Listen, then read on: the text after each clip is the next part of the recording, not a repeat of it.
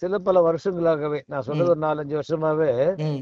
அவர் வந்து இப்படி ஒரு படம் பண்ணணும்னு, அதாவது என்னன்னா நீங்க வந்து love is not romance but care அப்படின்றது அவரோட கான்செப்ட். சரியா? Okay sir.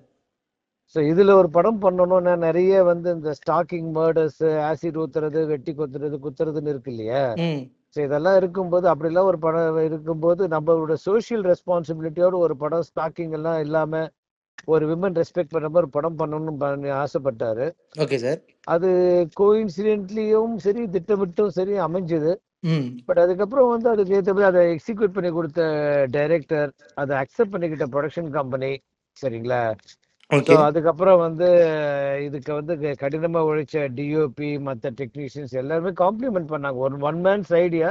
ம். பட் எவ்ரிபடி எதர் ஆர்டிஸ்ட், சின்ன சின்ன ஆர்டிஸ்ட் வந்து எல்லாரும், பெரிய ஆர்டிஸ்ட் எல்லாருமே காம்ப்ளிமெண்ட் பண்ணது படத்துக்கு. அதுதான் மிக சந்தோஷமான விஷயமா இருக்குது இல்ல.